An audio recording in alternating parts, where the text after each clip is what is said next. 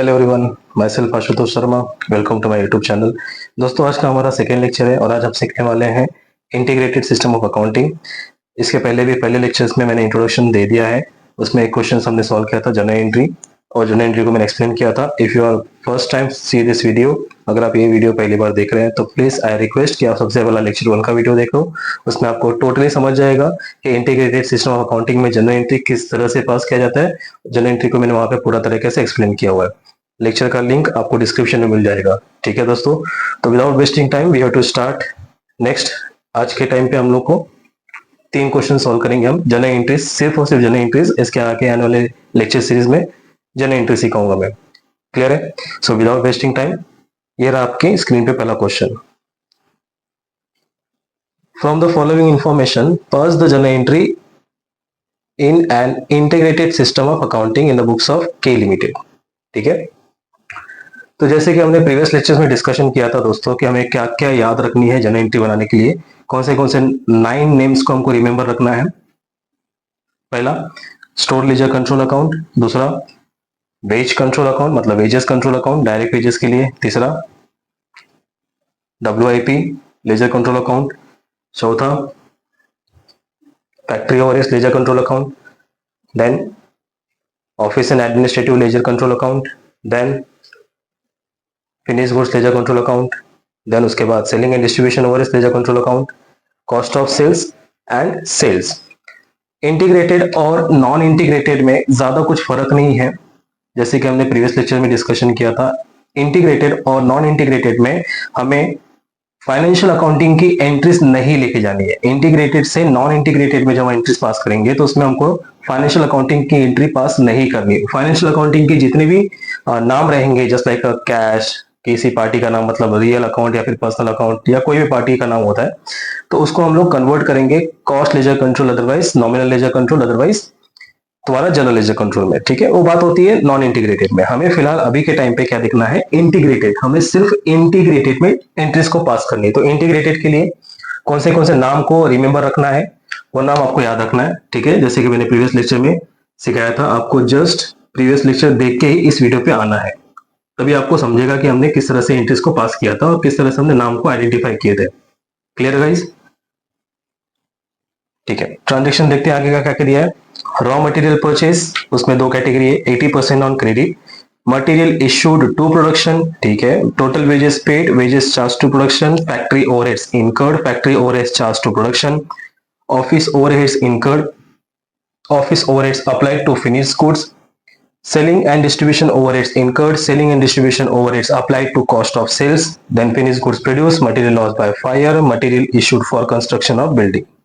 That's it. इतना ही question हमारे पास है, इतनी इंफॉर्मेशन है हमारे पास। So let's start the solution.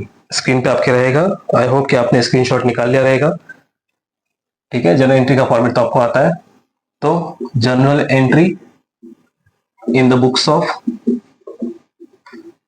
के लिमिटेड, हमें इंटीग्रेटेड सिस्टम में क्या करना है, एंट्रीज को पास करना है। Integrated,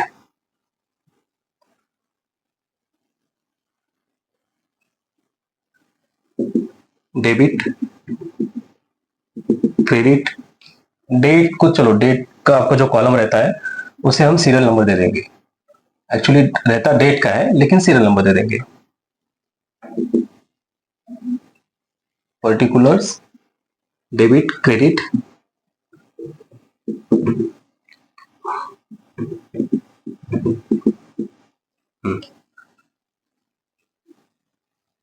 start with 1। फर्स्ट, पहला ट्रांजेक्शन क्या है? पहला ट्रांजेक्शन आपको बोला है मटेरियल, रॉ मटेरियल परचेज। ठीक है, मटेरियल परचेज, तो हमने मटेरियल को कौन से नाम से आइडेंटिफाई किया था? मटेरियल को हमेशा, ऑलवेज मटेरियल को स्टोर लेजर कंट्रोल अकाउंट से।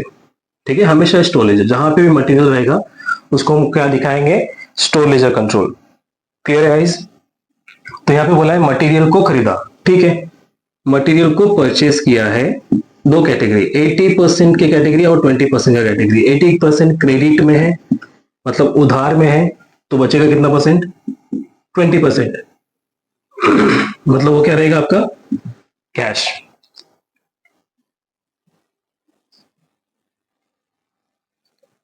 तो फटाफट कैलकुलेटर उठाओ और फिर परसेंटेज से अमाउंट निकाल लो। कितना अमाउंट है? 11,80,000। 11,80,000 का 80% 9,44,000। 9,44,000 हमारा क्रेडिट हो गया, तो बचा कितना? 2,36,000। ठीक है, एक चीज उधारी में है और एक चीज कैश में है। तो जो उधार में है हमने उसको किस नाम से बोला था कि जो भी उधार में रहेगा और वो परचेस कर रहे हैं, तो परचेस का रिलेशन किसके साथ होता है? क्रेडिटर के साथ होता है। किसके साथ? क्रेडिटर के साथ। ठीक है, तो परचेस में व्हाट कम्स इन? मटेरियल। तो मटेरियल तो लिखना नहीं, मटेरियल की जगह पे कौन सा नाम लिखेंगे हम लोग? Store ledger control. Now first entry store ledger control account debit. आप लोग पूरा स्टेटमेंट लिखोगे। ठीक है, तो इसमें दो कैटेगरी है, एक आएगा सन्ड्री क्रेडिटर का, टू दूसरा आएगा bank, whether it is cash whether it is bank. ठीक है, बड़ा अमाउंट रहेगा तो फिर बैंक से डील करने का। Narration as it is. Narration क्या रहेगा? जो भी स्टेटमेंट रहेगा अमाउंट छोड़ के वो रॉ मटेरियल परचेस्ड। स्पेसिफाई करो टोटल अमाउंट कितना है? 11,80,000 डेबिट। सन्ड्री क्रेडिटर का अमाउंट 9,44,000 क्रेडिट और बैंक का अमाउंट 2,36,000। ये हो गया आपका total 11,80,000। The first entry is completed. ठीक है, अगर लिखने में कहीं ऊपर नीचे होगा तो आप लोग प्रॉपरली लिख लो। 2,36,000 यहाँ पे और 9,44,000 यहाँ पे। ये हो गया आपका फर्स्ट एंट्री।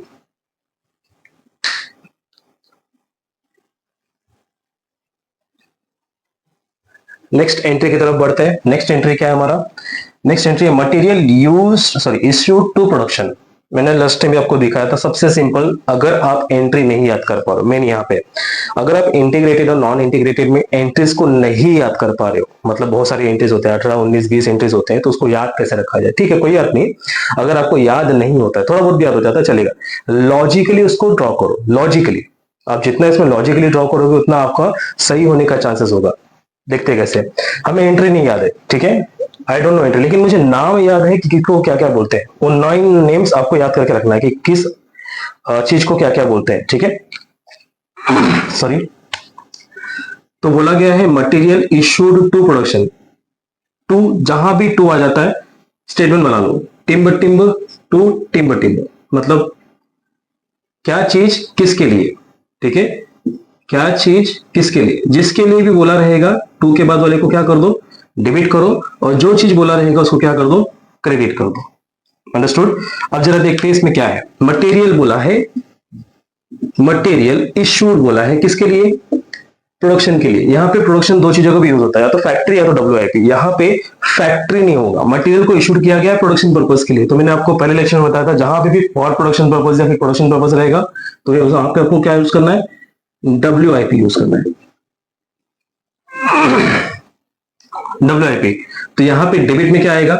नाम तो आ गया हमारा, प्रोडक्शन का जगह पे क्या यूज करेंगे हम लोग? WIP। यहाँ पे होगा WIP अकाउंट डेबिट। तो मटेरियल का नाम हम लोग यहाँ पे क्या लिखेंगे? Store ledger control. हो गया।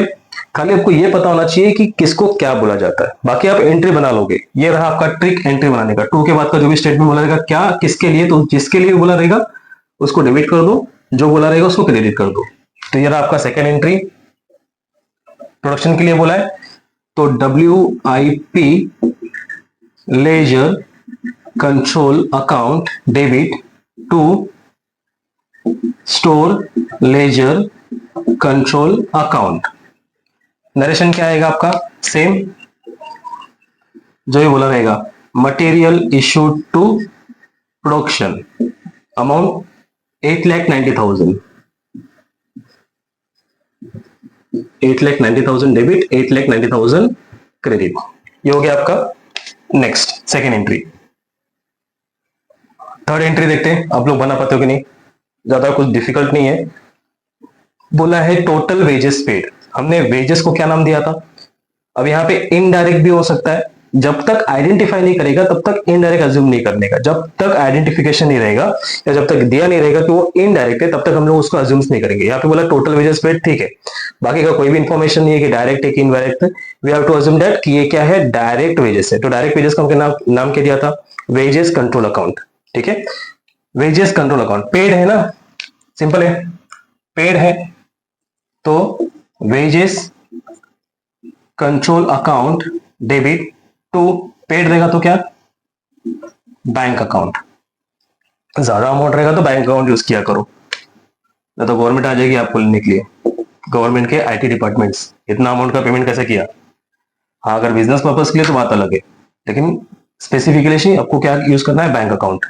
Bing total wages paid, again and again मैं आपको नरेशन नहीं बताऊंगा बिकॉज नरेशन आपके लिए थोड़ा एग्जाम्प्ट रहेगा as per the examination.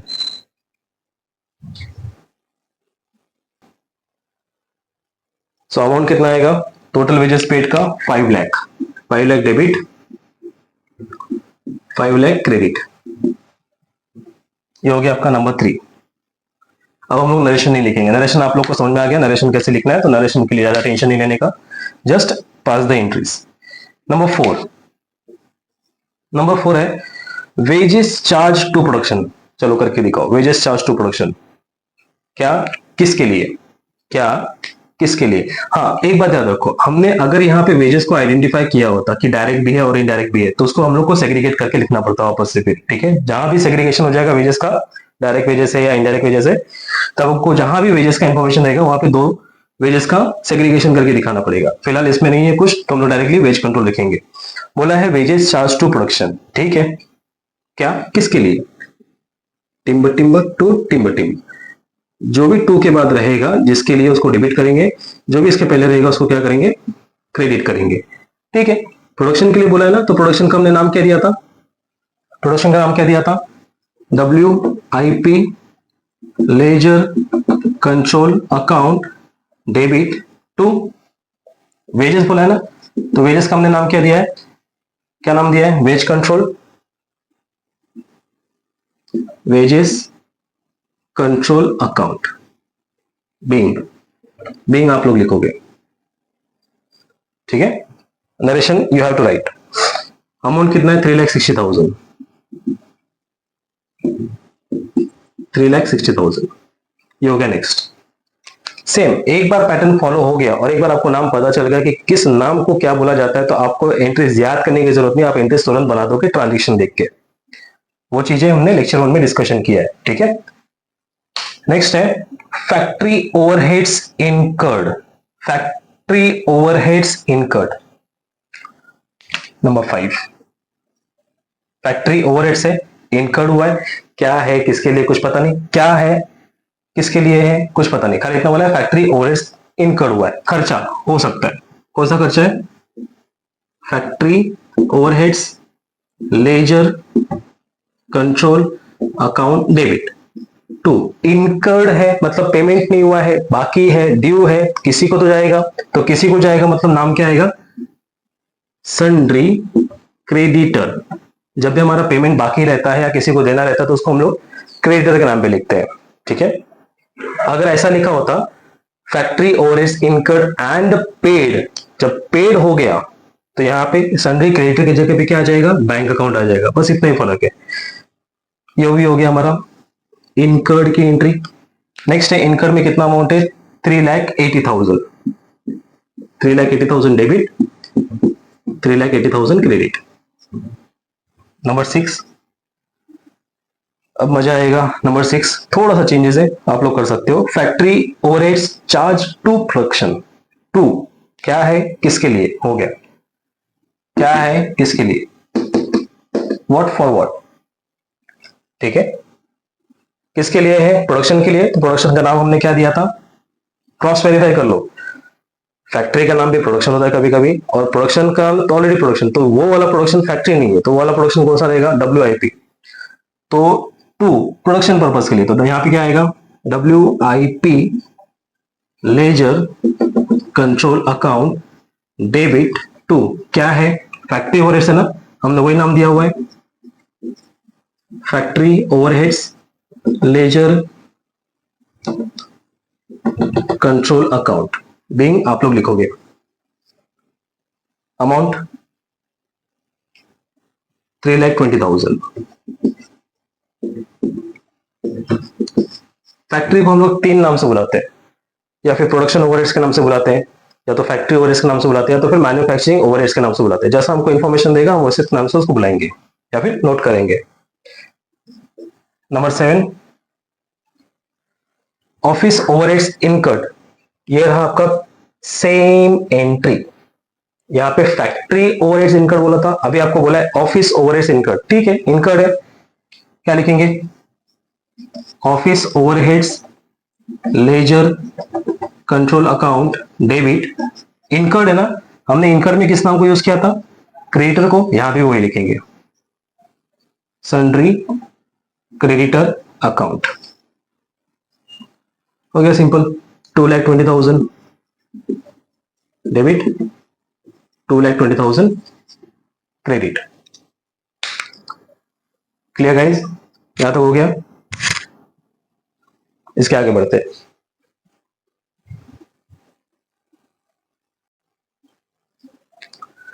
So next number 8। अब तो आपको आगे रहेगा 8 क्या लिखा है? Office overheads applied to finish goods. ठीक है, again same statement, timber timber to timber timber. क्या, किसके लिए? जिसके लिए उसको क्या करना है? डेबिट, और जो बोला उसको क्या करना है? क्रेडिट बोला है। तो 2 के उस बार क्या है? 2 के उस बार है फिनिश गुड्स। तो फिनिश गुड्स का नाम वही होता है, finish goods ledger control account. Finish goods ledger control account debit. क्या बोला है? ऑफिस ओवरहेड्स ना, office overheads ledger control account. ये आपका एंट्री। कितना अमाउंट से?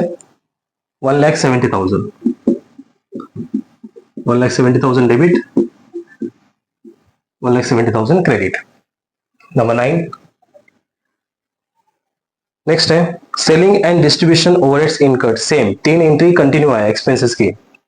फैक्ट्री ओवरहेड्स इनकर्ड था तो क्या लिखा था? Factory overheads to sundry creditors. Office overheads incurred था तो क्या लिखा था? Office overheads to sundry creditors. अभी भी selling and distribution overheads incurred बोला है, same selling and distribution overheads ledger control account debit to incurred के लिए क्या लिखेंगे? Sundry creditor account. नरेशन आप लोग लिखो। कितना अमाउंट है? 96,000 डेबिट, 96,000 क्रेडिट।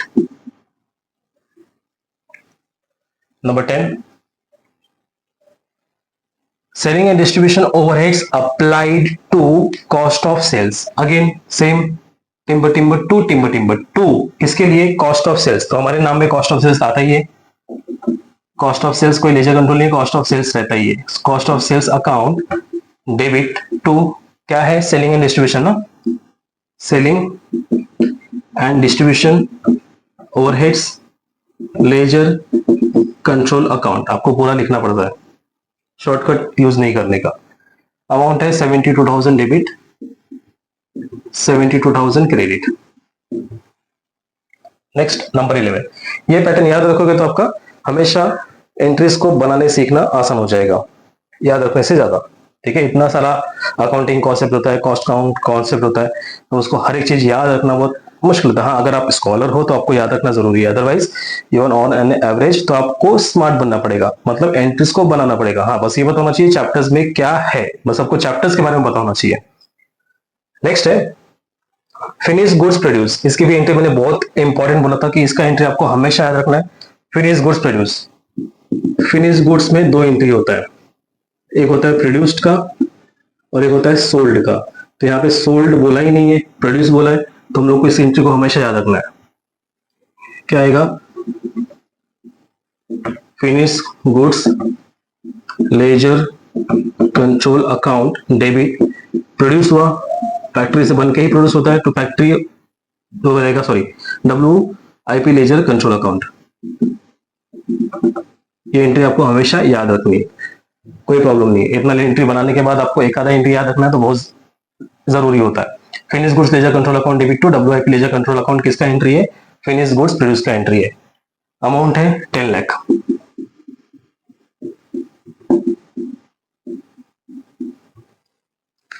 नेक्स्ट है फिनिश गुड्स प्रोड्यूस के बाद की एंट्री क्या है? Material lost by fire.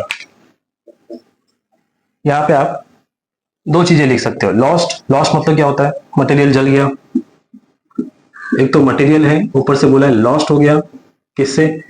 Fire से। तो आपके पास एक ये अकाउंट में बना सकते हो, अदरवाइज आप कंफ्यूज हो जाएगा तो कॉस्टिंग P&L को लिख सकते हो। Loss by fire, costing P&L। जब भी हमको कुछ लॉस होता है वो भी कॉस्ट अकाउंटिंग में, तो हम उसको कॉस्टिंग P&L का नाम देते हैं, प्रॉफिट एंड लॉस। ठीक है, वही मटेरियल है तो मटेरियल का नाम क्या आएगा?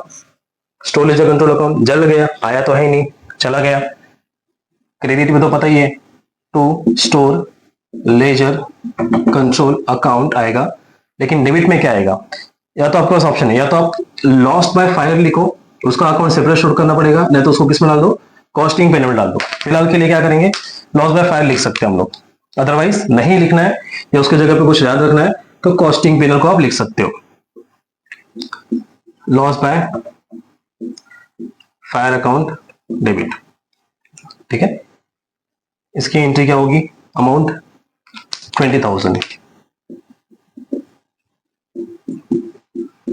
ऐसे कुछ एंट्रीज को आपको याद रखना पड़ेगा। लॉस बाय फायर नहीं लिखना है, लॉस हो गया, नुकसान हो गया, तो आप क्या लिख सकते हो? कॉस्टिंग P&L लिख सकते हो।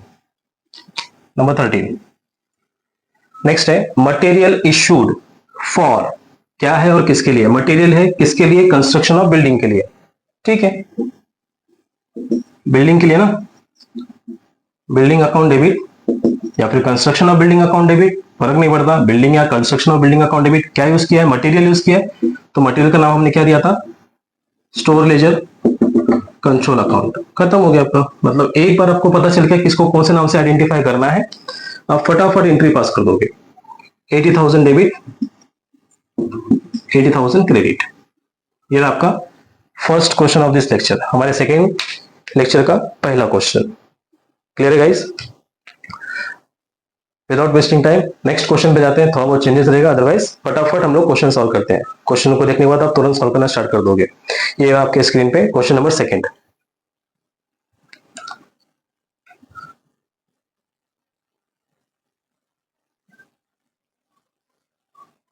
क्वेश्चन अच्छे से रीड करो।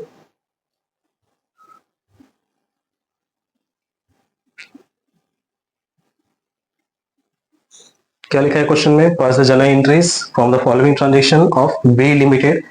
पहले हम लोग के लिमिटेड का कर रहे थे, now we have to solve V limited. तो journal entry in the books of V limited, month of April 2020 under integrated system of accounting.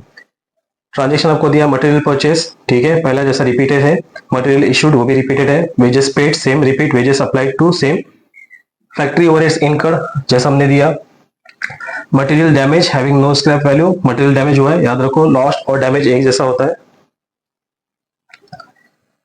Advertisement expense incurred, ठीक है। Printing and stationery expenses paid, ये भी simple है। Cost of goods produce same, finish goods produce जैसा है वही है।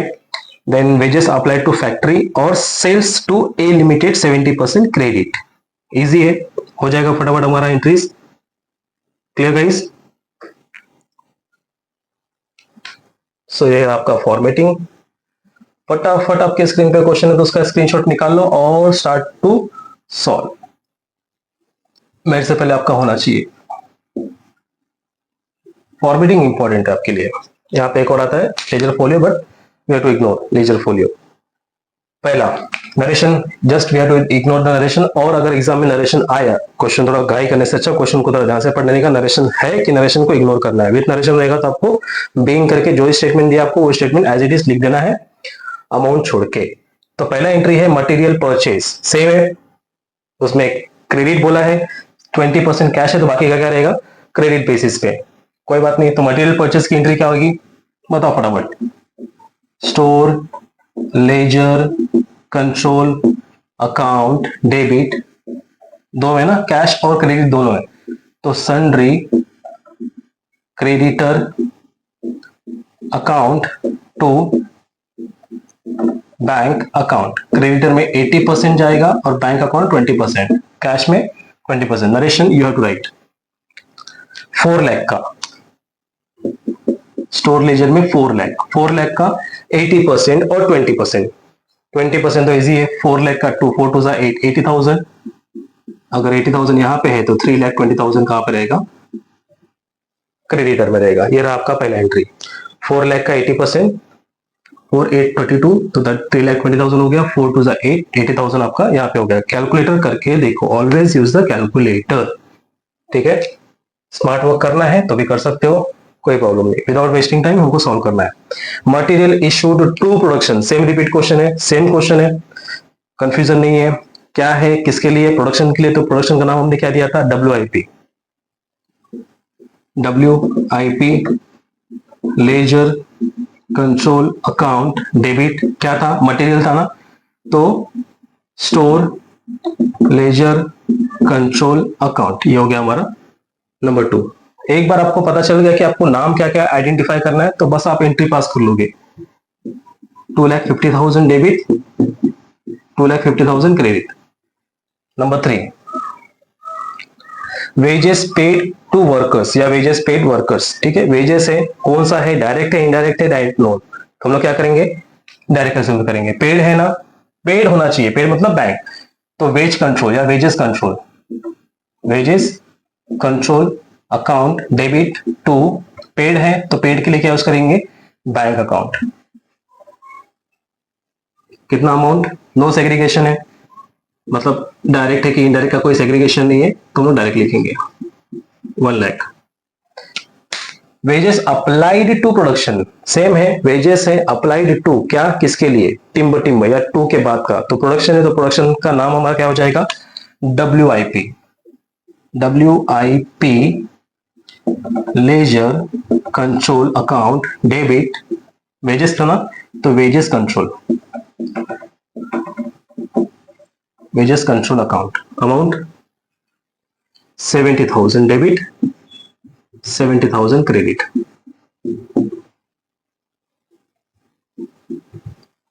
Next है नंबर 5, फैक्ट्री ओवरहेड्स इनकर्ड। ठीक है, इनकर्ड का हमने पहले भी देखा हुआ है, तो क्या है? फैक्ट्री ओवरहेड्स है। Factory overheads ledger control account debit, incurred है तो इनकर्ड के लिए क्या यूज करेंगे? Sundry creditor. अमाउंट कितना आएगा फैक्ट्री ओवरहेड्स इनकर्ड के लिए? 55,000।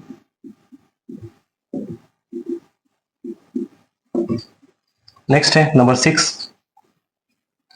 फैक्ट्री ओवरहेड्स इनकर्ड के बाद material damage having no scrap value, material damage हो गया, तो मटेरियल डैमेज हो गया जिसकी स्क्रैप वैल्यू नहीं है, तो मटेरियल डैमेज मतलब क्या? मटेरियल डैमेज लिख सकते हैं, तो मैंने क्या बताया था? तो मटेरियल लॉस, मटेरियल डैमेज की जगह पे क्या लिखना है? Costing P&L account debit. क्या डैमेज हुआ? मटेरियल ना, तो store ledger control account, material damage being material damage, scrap value नहीं है, वहां पे भी अमाउंट दिया हुआ है। ठीक है, दिया हुआ है तो कोई प्रॉब्लम नहीं। 15,000 15,000 दिया है तो सोचना नहीं है। नेक्स्ट है advertisement expenses incurred. Incurred same हमने पहले भी इनकर्ड देखा था, फैक्ट्री ओवरहेड्स इनकर्ड, यहाँ पे सिंडिकेटर आ गया था। अभी कौन सा बोला है? Advertisement expense. एडवर्टाइजमेंट किसके लिए होता है? फैक्ट्री के लिए होता है, ऑफिस के लिए होता है कि सेलिंग के लिए होता है? सेलिंग के लिए होता है, तो हम लोग उसको एडवर्टाइजमेंट को सेलिंग के लिए लिखेंगे। यहाँ पे नहीं लिखेंगे एडवर्टाइजमेंट लेजर कंट्रोल अकाउंट, ऐसे नहीं लिखेंगे। एडवर्टाइजमेंट किसका खर्चा होता है? सेलिंग का खर्चा होता है, तो यहाँ पे आएगा सेलिंग, बस उतना याद रखना है। Selling and distribution overheads ledger control account debit to incurred है ना, इनकर्ड के लिए क्या यूज करेंगे? Sundry creditor account. कितना अमाउंट आएगा इसमें? Advertisement expense incurred 40,000, 40,000 debit, 40,000 credit. Next number 8, printing and stationery expenses. अब ये प्रिंटिंग एंड स्टेशनरी आप कौन से कैटेगरी का एक्सपेंस बताओगे? फैक्ट्री का बताओगे, सेलिंग का बताओगे कि एडमिनिस्ट्रेशन का? प्रिंटिंग और जो भी स्टेशनरी वगैरह कहां पे होता है? एडमिनिस्ट्रेशन में यूज होता है ना, तो यहाँ पे हम लोग क्या यूज करेंगे, एडमिनिस्ट्रेशन। लेकिन यहाँ पे इनकर्ड नहीं बोला, यहाँ पे पेड बोला है, तो पेड के लिए बैंक आएगा। यहाँ पे आएगा एडमिनिस्ट्रेशन या एडमिन या फिर office, office and admin overheads ledger control account debit to paid बोला है ना, पेड के लिए क्या यूज करेंगे, बैंक अकाउंट। कितना amount, 15,000 debit 15,000 credit. Clear. Number 9, cost of goods produce, same finish goods produce. Finish goods produce की entry just मैंने बताया था क्या इंपॉर्टेंस है, finish goods ledger control account debit to WIP ledger control account. इसको मैंने याद रखने के लिए बोला था आप लोग को। कितना अमाउंट आएगा, 2,80,000,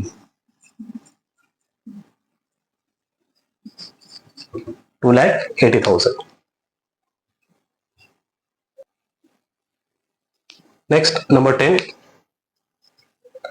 10 क्या है, वेजेस अप्लाइड टू फैक्ट्री। क्या, किसके लिए, फैक्ट्री के बोला है, तो फैक्ट्री टू के उस पार है, तो टू के उस पार फैक्ट्री। फैक्ट्री का नाम क्या है, factory overheads ledger control account debit. क्या चीज बोला था, वेजेस बोला था, तो वेजेस का नाम हमने क्या दिखाया था ऊपर, wages control, wages control account. ये रहा आपका नेक्स्ट अमाउंट 17,000, 17,000। लास्ट एंट्री पूरा मिटाने से चेक साइड में कर लेते, last entry number 11, sales to A limited 70% credit है, 70% क्रेडिट है। क्रेडिट मतलब उधार, उधार मतलब 30% आया रहेगा ना, तो बैंक अकाउंट डेबिट, बाकी का नहीं आया है तो डेटर से आएगा, sundry debtor account debit to sales account. ये रहा आपका एंट्री। अब याद रखो, जो डेबिट का है उसको डेबिट के कॉलम में लिखना है, जो क्रेडिट का उसको क्रेडिट के कॉलम में लिखना है। मतलब ये वाला थोड़ा लास्ट में लिखना है, क्रेडिट वाले कॉलम में कितना, 8 लाख, 8 लाख। तो 8 लाख को आपको सेग्रीगेट करना है, उठाओ कैलकुलेटर और सेग्रीगेट करो, 70% और 30%।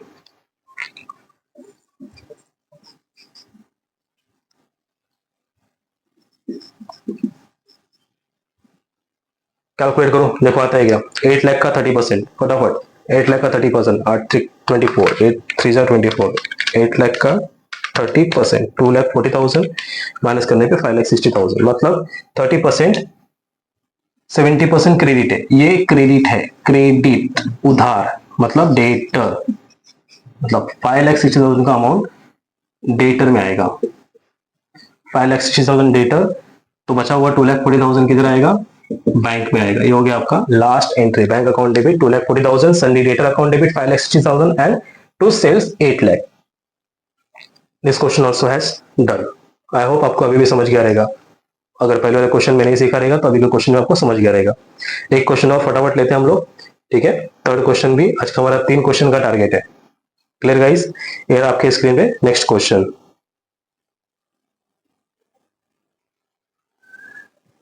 क्या लिखा है क्वेश्चन में guys, from the following information pass the journal entry in the books of integrated system accounting of J limited. पहले हम लोग अभी वी लिमिटेड किए थे, now we have to start J limited. Without wasting time, जितना आपको entries आता है पहले आप फटाफट क्वेश्चंस पढ़ो और देखो सॉल्व करने की कोशिश करो विदाउट वेस्टिंग द टाइम। एक बार अपने को एंट्रीज पता चल गया तो हम फटाफट क्वेश्चंस को कर सकते हैं, ठीक है। Raw material purchase on cash, किससे खरीदा है, ठीक है, नाम तो दे दिया, पहले पार्टी का नाम नहीं दिया था। अगर पार्टी का नाम दिया रहता है तो सन्ड्री क्रेडिटर की जगह पे पार्टी का नाम लिखते हैं, जैसे कि बी लिमिटेड दिया तो बी लिमिटेड लिखेंगे। लेकिन ट्रांजेक्शन क्या है, ऑन कैश। इस ट्रांजेक्शन में कोई भी क्रेडिट नहीं है, उधार है ही नहीं, तो डोंट गेट कंफ्यूज कि पार्टी का नाम भी दिया तो पार्टी का नाम भी लिखना पड़ेगा। ऑन कैश बोला है ना तो एक ही आएगा, रॉ मटेरियल परचेज है ना, तो store ledger control account debit to, directly cash बोला है तो हम लोग कैश लिखेंगे या फिर बैंक, कंफ्यूज हो गए तो कैश बैंक।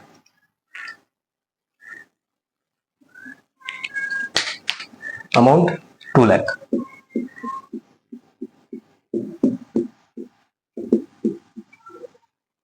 कैश नहीं लिखना, यूपीआई कर दिया है, कुछ कर दिया तो हम लोग बैंक बता सकते हैं, ठीक है, वो भी कैश की कैटेगरी में आता है। नेक्स्ट है depreciation on delivery van. Depreciation हमारे लिए क्या होता है, ये नया है। डेप्रिसिएशन हमारे लिए क्या होता है, प्रॉफिट होता है कि लॉस होता है? आज तक जब भी हमने पढ़ा है 11 से लेकर अभी तक का, तो डेप्रिसिएशन हमारे लिए क्या होता है, प्रॉफिट होता है कि लॉस होता है?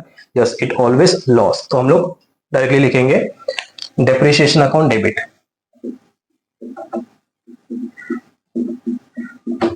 किस पे हो रहा है, डिलीवरी वैन पे हो रहा है। तो हम लोग हर बार डिलीवरी वैन, हमारे पास बहुत सारे फिक्स्ड असेट होते हैं, तो डिलीवरी वैन कौन सी कैटेगरी में आता है, फिक्स्ड असेट की कैटेगरी में आता है। तो लिख सकते हैं डिलीवरी वैन करके, but we have to specify the fixed asset. वो फिक्स्ड असेट की कैटेगरी में आता है, ठीक है। Being depreciation charge on delivery van. कितना अमाउंट है, 40,000। अगर आपको ज्यादा कंफ्यूज हो रहा है तो आप यहाँ पे डिलीवरी वैन लिख सकते हो, गलत नहीं रहेगा। बट स्पेसिफिकेशन किसके अंदर आता है, वो फिक्स्ड असेट के अंदर आता है। तो एक ही चीज के हम बता देंगे, डायरेक्टली फिक्स्ड असेट लिख दिया तो जहां पे फिक्स्ड असेट रहेगा वहां पे वो माइनस हो जाएगा। Goods produce and transfer to warehouse, कोई फर्क नहीं है। कॉस्ट ऑफ फिनिश गुड्स या फिनिश गुड्स प्रोडक्ट्स, ये सब एक ही है। गुड्स बनाया और वेयर हाउस में डाल दिया, रखा है, बनाया है, वेयर हाउस में डाल दिया। फिनिश गुड्स हो गया ना, फिनिश गुड्स कंप्लीटेड। तो फिनिश गुड्स प्रोड्यूस या कॉस्ट ऑफ गुड्स प्रोड्यूस या फिर goods produce and transfer to warehouse, ये तीनों भी एक ही चीज है। क्या आएगा, वेरी वेरी इंपॉर्टेंट बताया था मैंने, finish goods ledger control account debit to WIP ledger control account. कितना amount, 3,50,000 debit, 3,50,000 credit. Next number 4,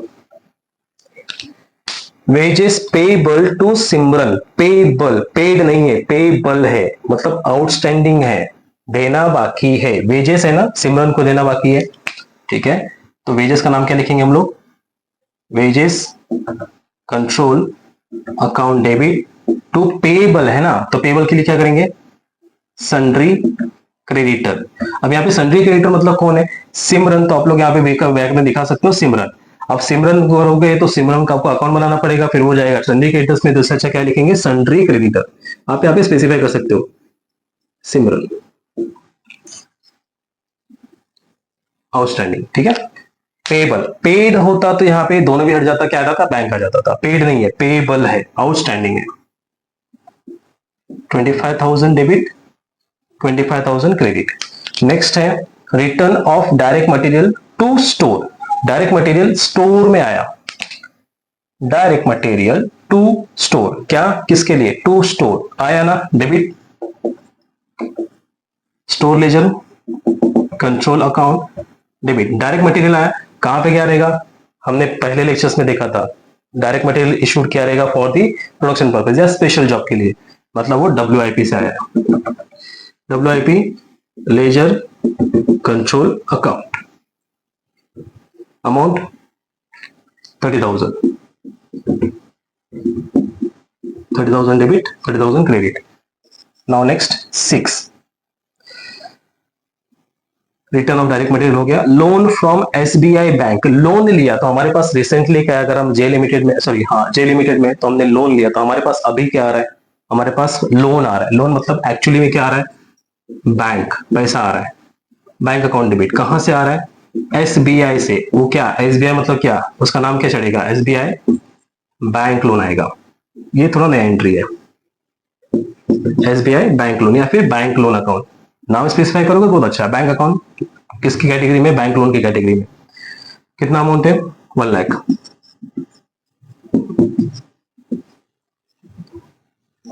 number 7, under absorption, कम है, अंडर वैल्यूएशन है, किसका, ऑफिस ओवरहेड्स का। अंडर एब्जॉर्प्शन है, कम दिया हुआ है, तो कम दिया हुआ है मतलब क्या, कॉस्टिंग P&L, लॉस है। किसका कम दिया है, नाम क्या है उसका, ऑफिस ओवरहेड्स। तो office overheads ledger control account to office overheads, तो क्या, कॉस्टिंग P&L अकाउंट, कम दिया है, डेबिट। ये थोड़ा नया एंट्री है, इसको याद रखो। अंडर एब्जॉर्प्शन की, किसी भी एक्सपेंसेस का अंडर एब्जॉर्प्शन दिया है तो कॉस्टिंग P&L अकाउंट डेबिट हो जाएगा। ये मैंने अभी फर्स्ट लेक्चर में सीखा था, ठीक है। तो कॉस्टिंग P&L अकाउंट डेबिट हो जाएगा, जिसका भी एक्सपेंस का नाम दिया रहेगा वो सब एक्सपेंस क्रेडिट हो जाएगा। क्लियर है। अमाउंट कितना है 20,000। 7 के बाद 8 में क्या है, sales to Rohit 50% on credit, मतलब 50%, आधा क्रेडिट आधा मतलब आधा उधार और आधा कैश में। तो सेल्स है, हमने जस्ट इसके पहले का क्वेश्चन देखा था 70-30 वाला, क्या आया था, बैंक अकाउंट डेबिट, किसको बेचा है, नाम दिया है ना तो नाम लिखेंगे, नहीं तो पहले नहीं था तो हम लोग सन्डे डेटा लिखे थे, अभी क्या लिखेंगे, Rohit account debit to sales account, 50% इसका 50% इसका और 100% पूरा सेल्स। सेल्स का अमाउंट आई थिंक 5 लाख है, 5 लाख, तो 5 लाख का आधा आधा कितना होता है 2,50,000 कैश में, 2,50,000 क्रेडिट में। ये हो गया हमारा 8 एंट्री। नंबर 9 एंट्री क्या है, फैक्ट्री ओवरहेड्स पेबल इनकर्ड, एक ही है, वहां पे भी इनकर्ड था, यहाँ पे पेबल है, सेम है। Factory overheads ledger control account debit, वहां पे इनकर्ड था तो भी हम लोग सन्ड्री क्रेडिटर लिखते थे, यहाँ पे पेबल है, पेड नहीं है, पेबल, तो भी क्या लिखेंगे, सन्ड्री क्रेडिटर अकाउंट। कितना अमाउंट है फैक्ट्री ओवरहेड्स पेबल 35,000।